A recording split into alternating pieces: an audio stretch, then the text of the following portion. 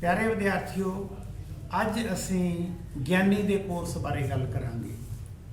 तुसी सारे जानते हो कि ज्ञानी का कोर्स पंजाबी नूं समझण वास्ते +2 की एलिजिबिलिटी वाला कोर्स है।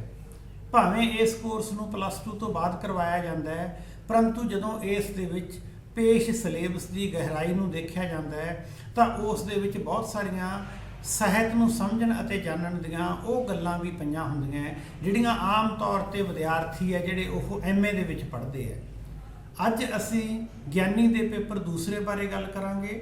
ਗਿਆਨੀ ਦਾ ਦੂਸਰਾ ਪੇਪਰ ਜਿਸ ਦਾ ਨਾਮ ਪੰਜਾਬੀ ਸਾਹਿਤ ਦਾ ਇਤਿਹਾਸ ਮੁੱਢਲੀ ਜਾਣ ਪਹਿਚਾਣ ਹੈ, ਉਸ ਬਾਰੇ ਅਸੀਂ ਗੱਲ ਕਰਾਂਗੇ। ਜਿਸ ਤਰੀਕੇ ਨਾਲ ਬਾਕੀ ਸਾਰੇ ਪੰਜਾਬੀ ਯੂਨੀਵਰਸਿਟੀ ਦੇ ਸਿਲੇਬਸ ਦੋ ਹਿੱਸਿਆਂ ਵਿੱਚ ਵੰਡੇ ਜਾਂਦੇ ਹੈ, ਇਸ ਪ੍ਰਕਾਰ ਹੀ ਗਿਆਨੀ ਦਾ ਸਾਹਿਤ ਦੇ ਇਤਿਹਾਸ ਦਾ ਪੇਪਰ ਵੀ ਦੋ ਹਿੱਸਿਆਂ ਦੇ ਵਿੱਚ ਵੰਡਿਆ ਗਿਆ ਹੈ। ਪਹਿਲੇ ਹਿੱਸੇ ਦੇ ਵਿੱਚ ਅਸੀਂ ਪੰਜਾਬੀ ਸਾਹਿਤ ਦੀ ਕਾਲਵੰਡ ਬਾਰੇ ਜਾਣਨ ਦੀ ਕੋਸ਼ਿਸ਼ ਕਰਦੇ ਹਾਂ। ਕਾਲਵੰਡ ਤੋਂ ਭਾਵ ਤੁਸੀਂ ਸਾਰੇ ਜਾਣਦੇ ਹੋ ਕਿ ਅਸੀਂ ਜਦੋਂ ਕਿਸੇ ਵੀ ਇਤਿਹਾਸਕ ਪੱਖ ਨੂੰ ਦੇਖਦੇ ਹਾਂ ਤਾਂ ਉਸ ਨੂੰ ਅਸੀਂ ਕੁਝ ਕਾਲਖੰਡਾਂ ਦੇ ਵਿੱਚ ਵੰਡ ਲੈਂਦੇ ਹਾਂ। ਜਦੋਂ ਕਿਸੇ ਚੀਜ਼ ਨੂੰ ਅਸੀਂ ਕਾਲਖੰਡ ਵਿੱਚ ਵੰਡਦੇ ਹਾਂ ਤਾਂ ਉਹਦੇ ਨਾਲ ਉਹ ਵਿਸ਼ੇਸ਼ ਕਾਲ ਦੀਆਂ ਪ੍ਰਾਪਤੀਆਂ, उस विशेष काल में रचा गया साहित्य, उस विशेष काल की विचारधारा, उस विशेष काल दी घटनावां किसी भी रचना नूं, साहित्य नूं, समाज नूं जां इतिहास नूं समझण विच साडी सहायता करदियां। इस प्रकार ही जो असीं पंजाबी साहित्य की कालवंड करते हैं तो पंजाबी साहित्य की कालवंड वास्ते भी 3 प्रमुख विधियां हुण तक अपनाईयां गईयां।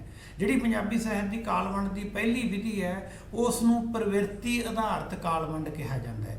प्रवृत्ति तो मतलब ये होंदा है कि जदों इतिहास के किसी खास पड़ाव से समाज में कोई खास विचारधारा वाली लहर चलती है तो उसनूं एक प्रवृत्ति या लहर कहा जाता है। उदाहरण वजों सिंह सभा लहर, इस तो बाद साडे कोले प्रगतिवादी लहर चली, उस तो बाद नक्सलवाड़ी लहर चली। ये सारियां जिहड़ियां लहर है इन्हां नूं असीं एक प्रवृत्ति या लहर के आधार पर जान सकते हैं। तो कुछ साडे जिहड़े साहित्य के इतिहासकार है उन्होंने साहित्य की वंड करन समय इस नूं आधार बना के अपने साहित्य दे विच रचे गए ਵੱਖ-ਵੱਖ पक्षां नूं साडे सामने रखण की कोशिश की। जिहड़े साहित्य के इतिहास इस किस्म दीयां विचारधारक वंनगियां नूं आधार बना के लिखे गए उन्हां नूं असीं प्रवृत्ति आधारित साहित्य इतिहास की कीती गई कालवंड की दर्जेबंदी के अंतर्गत रख के देखते जां समझते हैं। जिहड़ी दूसरे प्रकार की साहित्य की कालवंड है वो कुछ विशेष व्यक्तियों नाल जोड़ के भी करने की कोशिश की गई है। उदाहरण वजों एक साहित्य का इतिहास है जिस दे विच ये मन्निया गया है कि गुरु नानक काल, गुरु नानक साहब के नाल जोड़ के साहित्य नूं देखण की कोशिश की गई है।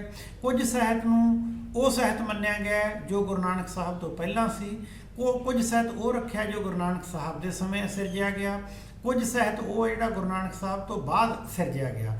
उसते पूर्व नानक काल ते उत्तर नानक काल नाम नाल उसका नामकरण करके देखने की कोशिश की गई। पंजाबी दे विच जो सब तो मकबूल साहित्य ने वो गोबिंद सिंह लांबा, कृपाल सिंह कसेल होना का मन्निया जाता है, जिस दे विच पंजाबी साहित्य के इतिहास नूं 3 भागां दे विच वंडिया गया है, आदिकाल, मध्यकाल ते आधुनिक काल। इस दे विच इन्हां 3 कालखंडां दे विच रचे गए साहित्य उन्हां दे इतिहास नूं विशेष कालखंड विच रख के देखण अते समझण की कोशिश की गई है। एक पंजाबी का संखेप इतिहास भी मिलता है जिस दे 3 भाग है। आदिकाल का अलग हिस्सा है, मध्यकाल का अलग अते आधुनिक काल नूं तीसरे हिस्से विच रखा गया है। ये डॉक्टर रतन सिंह जग्गी द्वारा लिखा गया अते पंजाबी यूनिवर्सिटी पब्लिकेशन पटियाला द्वारा इस नूं छापिया गया है। मेरा समुचे तौर पर कहने तो भाव है कि जदों असीं साहित्य के इतिहास की कालवंड की गल करते हैं तो सब तो मकबूल कालवंड जिहड़ी मन्नी जाती है, स्वीकार की जाती है जां अकादमिक खेत्रों में प्रवाणित की गई है, वो पंजाबी साहित्य नूं 3 हिस्सों में वंड के समझण की जिहड़ी प्रक्रिया है उस नूं आधार बना के की गई कालवंड नूं ही मन्निया जाता है, स्वीकार किया जाता है। इस तो बाद आदिकाल ਅਤੇ मध्यकाल ਦੀਆਂ प्रमुख ਸਾਹਿਤਕ प्रवृत्तियों की गल की जाती है कि किस प्रकार इस समय के साहित्य ਦੇ ਵਿੱਚ किस किस्म ਦੀਆਂ रचनावां सामने आईयां, किस किस्म का लौकिक साहित्य सामने आया, गुरमत साहित्य की शुरुआत कदों हुई, किस्से साडे कोले किन्ने पुराने मिलते हैं, वारां दे स्वरूप साडे कोले किन्ने पुराने हैं, ये सारे पक्षां की जानकारी सानू आदिकाल दे विच देखण नूं मिलदी है। बहुत सारियां जिहड़ियां ਪ੍ਰਵਿਰਤੀਆਂ ਜਾਂ ਧਾਰਾਵਾਂ ਆਦਿ ਕਾਲ ਦੀਆਂ ਤਕਰੀਬਨ ਉਹੀ ਮੱਧਕਾਲ ਦੇ ਵਿੱਚ ਆਈਆਂ। ਮੱਧਕਾਲ ਦੇ ਵਿੱਚ ਪ੍ਰਮੁੱਖ ਤੌਰ ਤੇ 4 ਪ੍ਰਵਿਰਤੀਆਂ ਜਿਹੜੀਆਂ ਉਹ ਉਗੜਵੇਂ ਰੂਪ ਦੇ ਵਿੱਚ ਸਾਹਮਣੇ ਆਈਆਂ ਦੇਖੀਆਂ ਜਾ ਸਕਦੀਆਂ, ਜਿਸ ਦੇ ਵਿੱਚ ਸਭ ਤੋਂ ਪ੍ਰਮੁੱਖ ਪ੍ਰਵਿਰਤੀ ਗੁਰਮਤਿ ਕਾਵਿ ਦੀ ਪ੍ਰਵਿਰਤੀ ਕਿਹਾ ਜਾਂਦਾ ਹੈ। ਜਿਵੇਂ ਕਿ ਨਾਂ ਤੋਂ ਹੀ ਸਪਸ਼ਟ ਹੈ, ਗੁਰ ਤੇ ਮਤ। ਗੁਰ ਦਾ ਮਤਲਬ ਗੁਰੂ ਸਾਹਿਬਾਨ ਨਾਲ ਸੰਬੰਧਿਤ, ਮਤ ਦਾ ਮਤਲਬ ਅਕਲ, ਲਤੀਫ ਜਾਂ ਗਿਆਨਵਾਨ ਹੋਣਾ। ਜਿਹੜੇ ਸਾਹਿਤ ਦੇ ਵਿੱਚ ਗੁਰੂ ਸਮੇਂ ਦਾ ਜਾਂ ਗੁਰੂ ਸਾਹਿਬਾਨ ਦਾ ਗਿਆਨ ਜਾਂ ਉਹਨਾਂ ਦਾ ਦਰਸ਼ਨ ਸ਼ਾਮਲ ਹੈ, ਉਸ ਨੂੰ ਗੁਰਮਤਿ ਸਾਹਿਤ ਜਾਂ ਗੁਰਮਤਿ ਕਾਵਿ ਦੇ ਅੰਤਰਗਤ ਰੱਖ ਕੇ ਵਿਚਾਰਿਆ ਗਿਆ ਹੈ। ਇਹ ਤੁਹਾਨੂੰ ਮੱਧਕਾਲੀ ਸਾਹਿਤ ਦੇ ਵਿੱਚ ਦੇਖਣ ਨੂੰ, ਸਮਝਣ ਨੂੰ, ਜਾਣਨ ਨੂੰ ਮਿਲਦਾ ਹੈ। ਦੂਸਰਾ ਪੱਖ ਹੈ ਜਿਹੜਾ, ਉਸ ਦੇ ਵਿੱਚ ਸੂਫੀ ਸਾਹਿਤ ਨੂੰ ਰੱਖਿਆ ਗਿਆ ਹੈ। ਸੂਫੀ ਸਾਹਿਤ ਵੀ ਪੰਜਾਬ ਦੀ ਅਧਿਆਤਮਿਕ ਪਰੰਪਰਾ, ਜੋ ਇੱਥੋਂ ਦੇ ਲੌਕਿਕ ਸੱਭਿਆਚਾਰਕ ਪ੍ਰਸੰਗ ਦੇ ਵਿੱਚ ਰੱਖ ਕੇ ਦੇਖਣ ਅਤੇ ਸਮਝਣ ਦੀ ਕੋਸ਼ਿਸ਼ ਕੀਤੀ ਗਈ ਹੈ, ਉਹ ਆਉਂਦੀ ਹੈ। ਉਸ ਨੂੰ ਸੂਫੀ ਸਾਹਿਤ, ਸੂਫੀਆਂ ਦਾ ਵਿਰਸਾ ਕਿਹਾ ਜਾਂਦਾ ਹੈ। ਤੇ ਫਿਰ ਅੱਗੇ ਸੂਫੀ ਪਰੰਪਰਾ ਨੂੰ ਵੀ 3 ਹਿੱਸਿਆਂ ਦੇ ਵਿੱਚ ਵੰਡਿਆ ਗਿਆ ਹੈ। ਜਿਹੜੇ ਪਹਿਲੇ ਪੜਾਅ ਦੇ ਸੂਫੀ ਸੀ ਉਹਨਾਂ ਨੂੰ ਕੱਟੜ ਸੂਫੀ ਕਿਹਾ ਗਿਆ। ਦੂਸਰੇ ਪੜਾਅ ਦੇ ਜਿਹੜੇ ਸੂਫੀ ਸੀ ਉਹਨਾਂ ਨੂੰ ਹਰਮਨ ਪਿਆਰੇ ਸੂਫੀ ਕਿਹਾ ਗਿਆ। ਤੀਸਰੇ ਪੜਾਅ ਦੇ ਸੂਫੀ ਸੀ ਜਿਨ੍ਹਾਂ ਨੂੰ ਖੁਦਾ ਨਾਲੋਂ ਟੁੱਟੇ ਹੋਏ ਸੂਫੀ ਕਿਹਾ ਗਿਆ। ਪਹਿਲੇ ਪੜਾਅ ਦੇ ਸੂਫੀਆਂ ਦੇ ਵਿੱਚੋਂ ਸਭ ਤੋਂ ਮਕਬੂਲ ਸੂਫੀ ਕਵੀ ਬਾਬਾ ਫਰੀਦ ਨੂੰ ਮੰਨਿਆ ਜਾਂਦਾ ਹੈ। ਇਸੇ ਤਰੀਕੇ ਨਾਲ ਬਾਅਦ ਦੇ ਵਿੱਚ ਸ਼ਾਹ ਹੁਸੈਨ ਅਤੇ ਬੁੱਲੇ ਸ਼ਾਹ ਵਰਗੇ ਜਿਹੜੇ ਕਵੀ ਹੈ, ਉਹ ਨਿਰੰਤਰ ਤੌਰ ਤੇ ਸੂਫੀ ਪਰੰਪਰਾ ਨੂੰ ਲੈ ਕੇ ਅੱਗੇ ਚੱਲਦੇ ਰਹੇ। ਜੇ ਅਸੀਂ ਕਿੱਸਾ ਕਾਵਿ ਦੀ ਗੱਲ ਕਰੀਏ ਤਾਂ ਕਿੱਸਾ ਬੁਨਿਆਦੀ ਤੌਰ ਤੇ ਮੱਧਕਾਲ ਦਾ ਵਰਤਾਂਤਕ ਕਾਵਿ ਹੈ। ਪੰਜਾਬੀ ਦੇ ਪਹਿਲੇ ਕਿੱਸਿਆਂ ਦਾ ਆਰੰਭ ਮੰਨਿਆ ਜਾਂਦਾ ਹੈ ਕਿ ਦਮੋਦਰ ਦੀ ਹੀਰ ਦੇ ਨਾਲ ਹੋਇਆ। ਪੰਜਾਬੀ ਦੇ ਵਿੱਚ ਬਹੁਤ ਸਾਰੇ ਕਿੱਸੇ ਲਿਖੇ ਗਏ। ਉਹਨਾਂ ਸਾਰੇ ਕਿੱਸਿਆਂ ਦਾ ਇੱਕ ਆਪਣੇ ਆਪ ਦੇ ਵਿੱਚ ਲੰਬਾ ਇਤਿਹਾਸ ਹੈ, ਪਰੰਤੂ ਫਿਰ ਵੀ ਉਹਨਾਂ ਨੂੰ ਪ੍ਰਮੁੱਖ ਤੌਰ ਤੇ 3 ਹਿੱਸਿਆਂ ਦੇ ਵਿੱਚ ਵੰਡ ਕੇ ਦੇਖਣ ਦੀ ਕੋਸ਼ਿਸ਼ ਕੀਤੀ ਜਾਂਦੀ ਹੈ।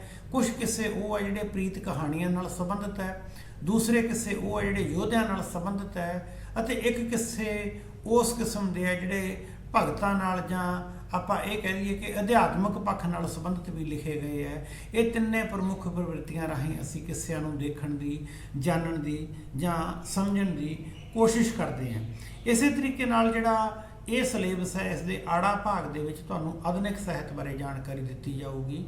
ਆਧੁਨਿਕ ਸਾਹਿਤ ਦੇ ਵਿੱਚ ਅਸੀਂ ਤੁਹਾਨੂੰ ਪੰਜਾਬੀ ਦੇ ਗਲਪ ਬਾਰੇ, ਨਾਟਕ ਬਾਰੇ, ਵਾਰਤਕ ਬਾਰੇ ਅਤੇ ਕਵਿਤਾ ਬਾਰੇ ਜਾਣਕਾਰੀ ਦੇਵਾਂਗੇ।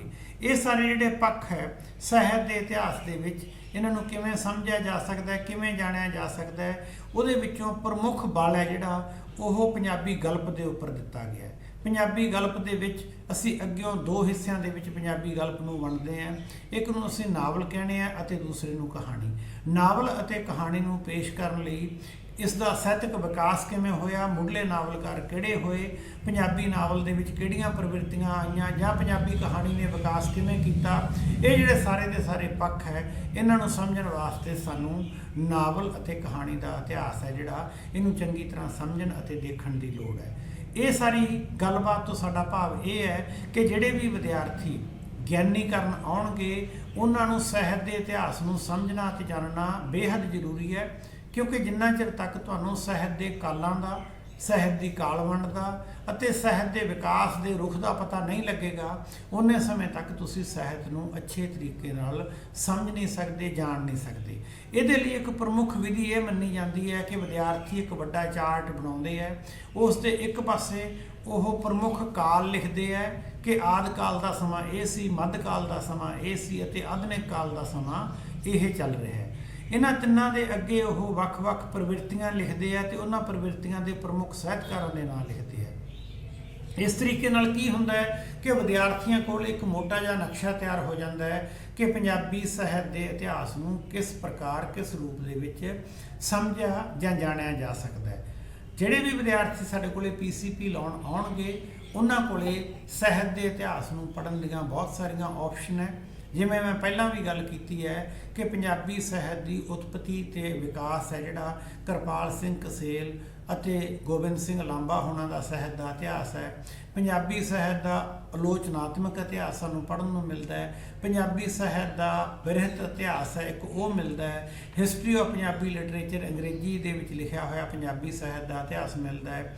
ਪੰਜਾਬੀ ਸਾਹਿਤ ਦਾ ਸੰਖੇਪ ਇਤਿਹਾਸ ਹੈ ਜਿਹੜਾ ਉਹ ਪੰਜਾਬੀ ਯੂਨੀਵਰਸਿਟੀ ਪਟਿਆਲਾ ਵੱਲੋਂ ਛਾਪਿਆ ਗਿਆ, ਤੁਸੀਂ ਉਸ ਨੂੰ ਵੀ ਦੇਖ ਸਕਦੇ ਹੋ। ਇਸੇ ਪ੍ਰਕਾਰ ਭਾਸ਼ਾ ਵਿਭਾਗ ਨੇ 2 ਹਿੱਸਿਆਂ ਦੇ ਵਿੱਚ ਪੰਜਾਬੀ ਸਾਹਿਤ ਦਾ ਇਤਿਹਾਸ ਹੈ ਜਿਹੜਾ ਉਹਨੂੰ ਲਿਖਣ ਦੀ ਕੋਸ਼ਿਸ਼ ਕੀਤੀ ਹੈ। ਇੱਕ ਸਮੇਂ ਤੇ ਟੈਕਸਟ ਬੁੱਕ ਬੋਰਡ ਦੁਆਰਾ ਸੁਰਿੰਦਰ ਸਿੰਘ ਕੋਹਲੀ ਦੁਆਰਾ ਪੰਜਾਬੀ ਸਾਹਿਤ ਦਾ ਇਤਿਹਾਸ ਸੰਪਾਦਿਤ ਕਰਾਇਆ ਗਿਆ ਸੀ। ਉਸ ਨੂੰ ਵੀ ਤੁਸੀਂ ਜਾਣਕਾਰੀ ਹਿੱਤ ਪੜ੍ਹ ਸਕਦੇ ਹੋ। ਤੁਹਾਡੀ ਨੇੜੇਲੀ ਦੀ ਲਾਇਬ੍ਰੇਰੀ ਵਿੱਚੋਂ ਜਿਹੜਾ ਵੀ ਸਾਹਿਤ ਦਾ ਇਤਿਹਾਸ ਮਿਲਦਾ ਹੈ ਤੁਹਾਡੀ ਇਹ ਸਹਾਇਤਾ ਕਰੇਗਾ। ਮੈਨੂੰ ਪੂਰਨ ਉਮੀਦ ਹੈ ਕਿ ਸਿਲੇਬਸ ਬਾਰੇ ਇਹ ਪੰਛੀ ਝਾਤ ਨੂੰ ਜਦੋਂ ਵਿਦਿਆਰਥੀ ਸੁਣਨਗੇ ਉਸ ਤੋਂ ਬਾਅਦ ਉਹ ਸਾਹਿਤ ਦੇ ਇਤਿਹਾਸ ਨੂੰ ਜਾਣਨ ਦੀ ਕੋਸ਼ਿਸ਼ ਕਰਨਗੇ ਤਾਂ ਉਹਨਾਂ ਨੂੰ ਕਿਤੇ ਨਾ ਕਿਤੇ ਕੁਝ ਨਾ ਕੁਝ ਸੁਣਿਆ ਜਾਣਿਆ ਲੱਗੂਗਾ। ਉਮੀਦ ਹੈ ਇਸ ਤੋਂ ਵਿਦਿਆਰਥੀਆਂ ਨੂੰ ਜਦੋਂ ਉਹ ਆਪਣਾ ਅਧਿਐਨ ਸ਼ੁਰੂ ਕਰਨਗੇ ਕੁਝ ਨਾ ਕੁਝ ਫਾਇਦਾ ਜ਼ਰੂਰ ਮਿਲੂਗਾ। ਮੈਂ ਵਿਦਿਆਰਥੀਆਂ ਨੂੰ ਡਿਸਟੈਂਸ ਐਜੂਕੇਸ਼ਨ ਵਿੱਚ ਜੀ ਆਇਆਂ ਕਹਿਣਾ ਅਤੇ ਪੰਜਾਬੀ ਦੇ ਪ੍ਰਮੁੱਖ ਕੋਰਸ ਗਿਆਨੀ ਜਿਹਨੂੰ ਆਨਰਸ ਇਨ ਪੰਜਾਬੀ ਵੀ ਕਿਹਾ ਜਾਂਦਾ ਹੈ ਉਸ ਦੇ ਵਿੱਚ ਦਾਖਲਾ ਲੈਣ ਤੇ ਉਹਨਾਂ ਨੂੰ ਵਧਾਈ ਵੀ ਦਿੰਦਾ। ਸਾਰੇ ਵਿਦਿਆਰਥੀਆਂ ਦਾ ਬਹੁਤ ਬਹੁਤ ਧੰਨਵਾਦ।